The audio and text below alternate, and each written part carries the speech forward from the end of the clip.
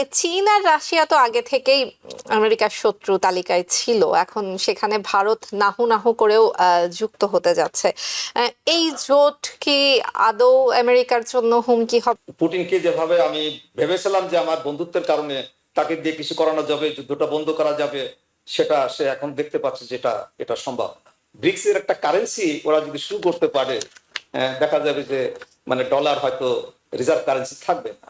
এবং ব্রিক্স যদি চতুর হয়, তাহলে এই আইএমএফ এর মতো বা ওয়ার্ল্ড ব্যাংকের মতো যদি একটা দাতা সংস্থা গঠন করে একটা বা দুটো, তখন দেখা যাবে যে আপনার ওই ডলারের দৌলত আর থাকছে না, যেটা যুক্তরাষ্ট্রের গভীর গভীর বন্ধু।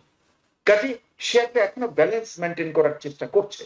কাজে এখনো কিন্তু আমরা প্রেডিক্ট করতে পারবো যে ডোনাল্ড ট্রাম্প তাকে ঠেলে দেওয়ার চেষ্টা করছে, তাতে মোদি যে একদম চলে যাবে সেটা আমার মনে হচ্ছে না। কারণ মোদি খুবই খুবই চালাক লোক। পৃথিবীর যে এই চলমান প্রবাহমান পৃথিবীতে কে কার বন্ধু, কে কার শত্রু, কোথায় পোলারাইজেশন, কোথায় মাল্টিপোলারাইজেশন, এগুলো কিন্তু প্রেডিক্ট করা দারুণ দারুণ কঠিন।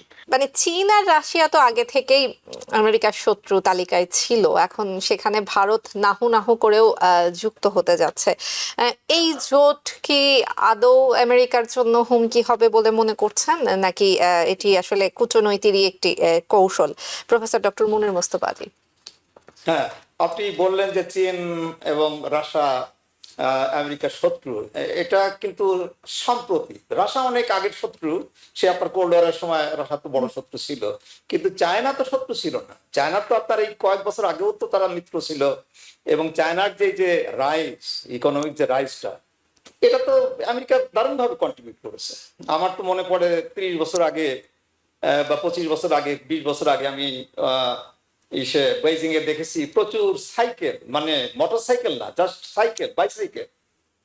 এখানে সেই বাইসাইকেল তো বিজেপির হয়ে গেছে। এবং এর কন্ট্রিবিউট তো আমেরিকার কন্ট্রিবিউশন। হ্যাঁ, আমেরিকার সমস্ত সমস্ত কাজবাজ তারা ওখানে দিয়েছে ওদেরকে। তারপর যদি আপনি দেখেন এই যে সেকেন্ড ওয়ার্ল্ড ওয়ারে তারা তো বড় মিত্র ছিল। চায়না সেকেন্ড ওয়ার্ল্ড ওয়ার থেকে মিত্র, এবং সেই মিত্রতা তো অনেকদিন ধরেই ছিল।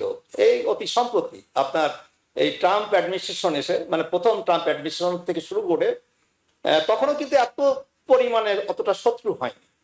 হ্যাঁ, তখন সে এই যে ট্রেড যে ইমব্যালেন্স, সেই ইমব্যালেন্সের কথাটা বলা শুরু করলো, এবং সে কারণে কিছু পদক্ষেপ নেওয়া শুরু করলো।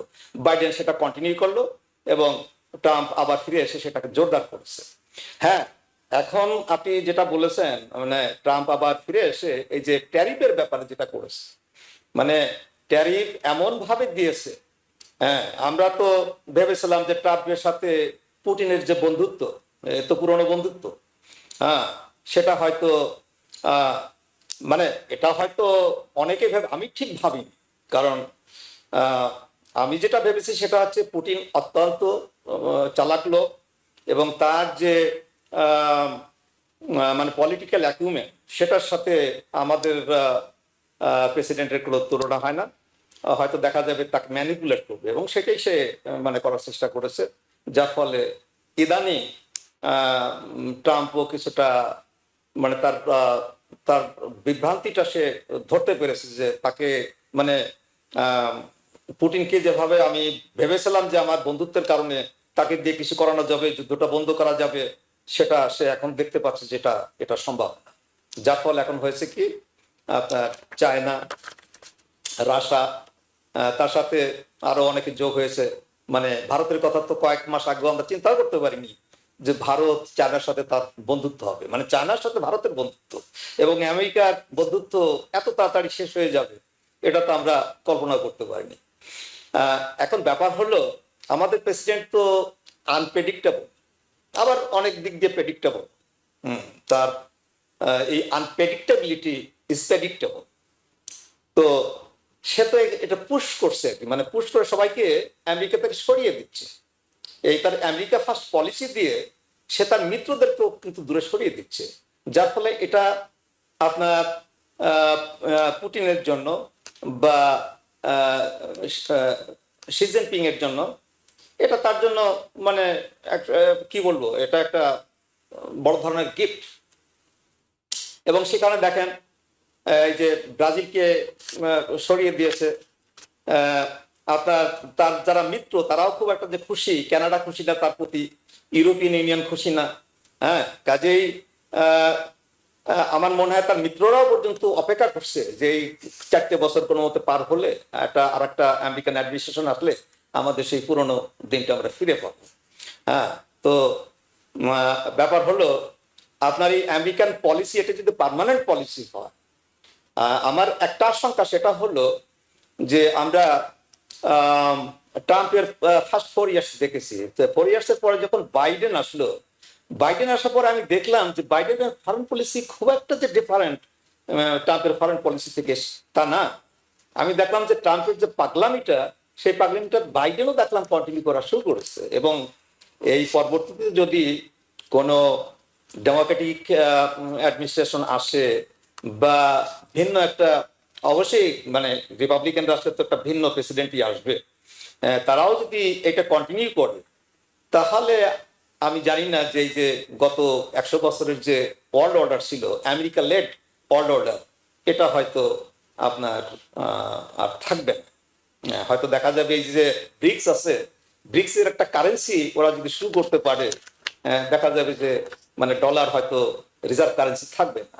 এবং ব্রিক্স যদি চতুর হয়, তাহলে এই IMF এর মতো বা ওয়ার্ল্ড ব্যাংকের মতো যদি একটা দাতা সংস্থা গঠন করে একটা বা দুটো, হ্যাঁ, তখন দেখা যাবে যে আপনার ওই ডলারের দৌলত্ব আর থাকছে না, আপনার ওই ওয়ার্ল্ড ব্যাংক বা IMF এর দৌলত্ব থাকছে না।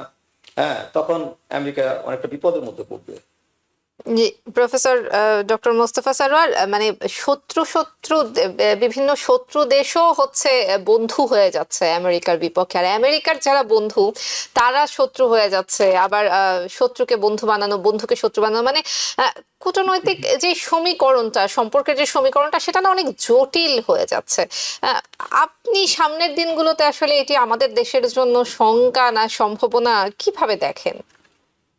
না, এটা আসলেই শঙ্কার ব্যাপার, যেটা ডক্টর মনির মুস্তফা আলী সুন্দর করে বলেছেন। আমি শুধু একটু এলাবোরেট করব, কিছু অ্যাড করব। যে আমরা যদি দেখি, যে লক্ষ্য করে দেখি যে ভারতের সঙ্গে যুক্তরাষ্ট্রের সম্পর্কটা ভালো করার জন্য, কারণ ভারত কিন্তু ছিল সবসময় রাশিয়ান, যেটা USSR, যেটা original union of Soviet socialist Republic, তাদের সঙ্গে অ্যালাইন ছিল। আমরা সেটা দেখছি, ওটা নেহেরু থেকে শুরু হয়েছে এবং ইট কেপ্ট অন কন্টিনিউইং। ওই মনমোহন সিং এর সময় এসে একটু এটা শিফট হওয়া শুরু করে, প্রাইম মিনিস্টার মনমোহন সিং এর সময়। এখন দেখা গেল যে এতদিন ওই মনমোহনের পর থেকে যে কাল্টিভেশন করা শুরু করেছে যুক্তরাষ্ট্র, সেই কাল্টিভেশনটা প্রায় মানে কনক্লুশনে চলে আসছিল। ভারতের সঙ্গে গভীর বন্ধুত্ব, এমনকি মানে এমন একটা প্ল্যান করেছিল বাইডেনের সময়। আমাদের যদি আমরা রিকল করি, যে ডেটা সেন্টার, যেটাকে আমরা বলি আর্টিফিশিয়াল ইন্টেলিজেন্সের AI, সে যে বিশাল কমপ্লেক্স, একদম মোদির নিজের যেটা রাজ্য, যেটা গুজরাটে করার প্ল্যান করেছিল, এবং যেখানে তাইওয়ান থেকে যে হাই কোয়ালিটি চিপস মানে আর্টিফিশিয়াল ইন্টেলিজেন্সের দরকার হবে, সেগুলো ম্যানুফ্যাকচারিং ইন্ডিয়ার থেকে চলে আসছিল। মানে এমন একটা বন্ধুত্ব হচ্ছিল যে দুটো দেশ। এবং আমরা দেখলাম যে তারই ফলশ্রুতিতে, যে যখন এখানে ভারতীয়দের একটা বিরাট সম্মেলন হলো, সেখানে মোদি আসলো, সেখানে ডোনাল্ড ট্রাম্প গেল, হ্যাঁ, এবং তারা বন্ধু। এবং শুধু তাই নয়, আমরা এই যে নির্বাচনটা গেল, যেখানে ডোনাল্ড ট্রাম্প খুব ভালো করেছে, তাতে কিন্তু ভারতীয়রা একদম একচেটিয়া ভোট দিয়েছে ডোনাল্ড ট্রাম্পকে। আচ্ছা, এই সমস্তের পরিপ্রেক্ষিতে এমনি একটা ব্যাকগ্রাউন্ড থেকে, পটভূমি থেকে আমরা হঠাৎ দেখলাম যে 180 ডিগ্রি ফেজ শিফট। এখনো আমরা 180 ডিগ্রি বলতে পারবো না, ভিতরে ভিতরে বন্ধুত্বের চলছে। যেমন ধরুন, মোদি ইজ ভেরি ইন্টেলিজেন্ট। সে করেছে কি, সে দেখুন মানে মানে গেছে, যেটা মানে ওদের যে ইকোনমিক কোঅপারেশন কাউন্সিলের মিটিং এ গেছে, কিন্তু সে কিন্তু প্যারেডে যোগদান করে। He left the parade. আবার সে যাওয়ার আগে জাপান ঘুরে গেছে, যেটা যুক্তরাষ্ট্রের গভীর বন্ধু। কাজে সে একটা এখনো ব্যালেন্স মেনটেন করার চেষ্টা করছে। কাজে এখনো কিন্তু আমরা প্রেডিক্ট করতে পারবো যে ডোনাল্ড ট্রাম্প তাকে ঠেলে দেওয়ার চেষ্টা করছে, তাতে মোদি যে একদম চলে যাবে সেটা আমার মনে হচ্ছে না। কারণ মোদি খুবই খুবই চালাক লোক, খুবই ইন্টেলিজেন্ট পার্সন। চিন্তা করে দেখুন কি ব্যাকগ্রাউন্ড থেকে কোথায় উঠেছে এবং ভারতীয় ইকোনমি কোন পর্যায়ে নিয়ে গেছে। তো এমনি এক নেতা যার নিজের ব্যক্তি স্বার্থ নেই, এটা কিন্তু একটা আমাদের ধরতে হবে যে উনি বিবাহিত নন, ওনার নামে কোনো করাপশন চার্জ নাই, জিরো। তো এমনি একটা লোকের সাহসও থাকবে, কারণ সে তো ভয় পায় না, আবার সে খুব চালাক। কাজে আমার যেন মনে হচ্ছে যে এই মুহূর্তে এটা বলা খুবই কঠিন যে একটা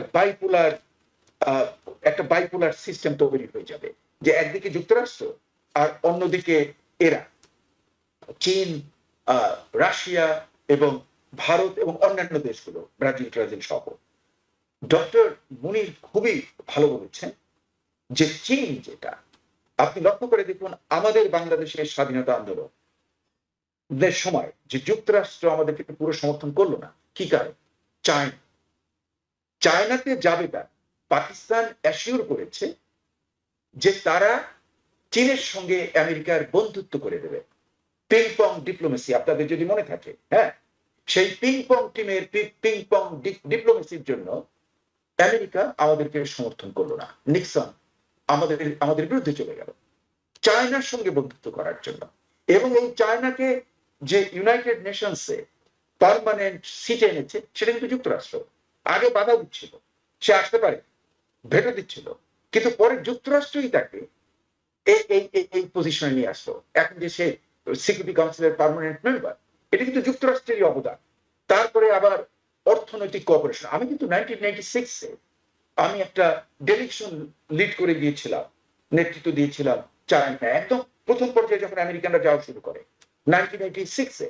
এবং আমার ডেলিগেশনে ছিল মাল্টি ন্যাশনাল গ্রুপ, যেমন আমরা ফ্রান্স, কানাডা, জার্মানি, ইংল্যান্ড, এটা আমি নেতৃত্ব করে দিয়েছিলাম ওখানে। এবং তখনই আমি দেখেছি যে যুক্তরাষ্ট্রের যে প্রভাব মানে অলরেডি বৃদ্ধি পাচ্ছে এবং যুক্তরাষ্ট্র একদম মানে বন্ধুত্বের হাত খুলে দিয়েছে। যেমন ধরুন তখন কিন্তু অলরেডি আমি যখন ওখানে, তখন আমি দেখছি যে চাইনিজ পেট্রোলিয়ামকে তারা দিয়েছে IBM এর লেটেস্ট এডিশন অফ কম্পিউটার, ওখানে কিন্তু প্রতিষ্ঠিত করেছে। কাজেই মানে এখন যে কে কার শত্রু আপনি লক্ষ্য করে দেখুন যে চীন কিন্তু আমাদের বন্ড করে, যে ট্রেজারি বন্ড যে আমাদেরকে ধার দিয়েছে, সেটা প্রায় অ্যাবাউট $1 ট্রিলিয়ন কমেছে আগের চেয়ে। আগে ট্রিলিয়নের বেশি ছিল, এখনো কিন্তু অ্যারাউন্ড দেয়া এটা আছে। তার অর্থ আমাদের কিন্তু ঋণ দিয়েছে চীন, আমরা তাদেরকে টেকনোলজি সাপোর্ট দিচ্ছি এবং তারা এখন কিন্তু আমাদের কম্পিটিটরস হয়ে যাচ্ছে। এটাই হলো ভবিতব্য। যেমন ধরুন আমরা জাপানিজদেরকে গাড়ি বানানো শিখিয়েছি, কিন্তু আমরা জাপানের কাছে গাড়ি বানানোতে হেরে গেছি। এখন তো এখানে আপনি বাইরে গেলে দেখবেন টয়োটা, হন্ডা ইত্যাদি ইত্যাদি, সুবারু, এই সমস্ত। আবার আমরা আর জাপানিজরা মিলে একে হেল্প করেছি, সাউথ কোরিয়াকে গাড়ি বানাতে। এখন দেখুন মানে সাউথ কোরিয়ান গাড়ি আপনার চায়নাকে মানে চ্যালেঞ্জ করছে, জাপানকে, আমাদেরকে তো করবে।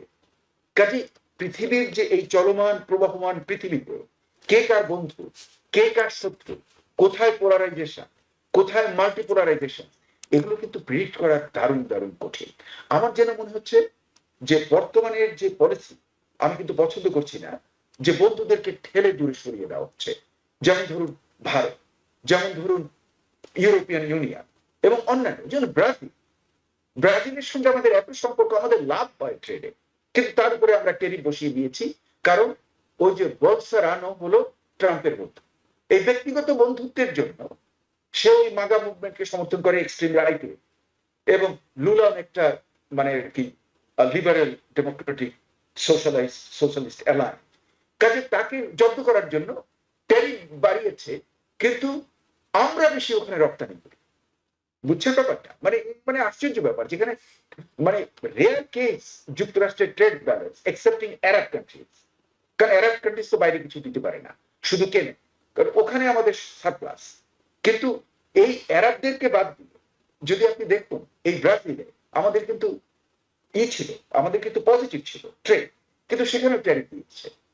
এই সমস্ত নীতির জন্য আমার যেন মনে হচ্ছে যে যুক্তরাষ্ট্র একা হয়ে যেতে পারে, কিন্তু কে জানে সামনে নির্বাচনে যদি অন্য কোনো রিপাবলিকান আসবে রিপাবলিকান অথবা ডেমোক্র্যাট, তারা হয়তো এই ধরনের পলিসি পছন্দ করবে না, তখন কিন্তু আবার রিশাফলিং হয়ে যেতে পারে।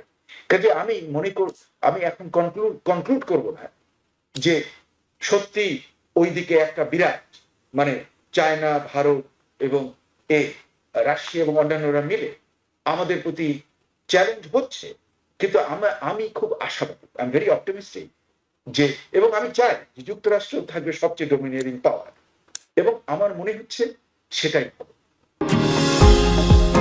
নিউ ইয়র্ক থেকে সম্প্রচারিত TVN 24 টেলিভিশন বিশ্বজুড়ে বাঙালির কণ্ঠস্বর।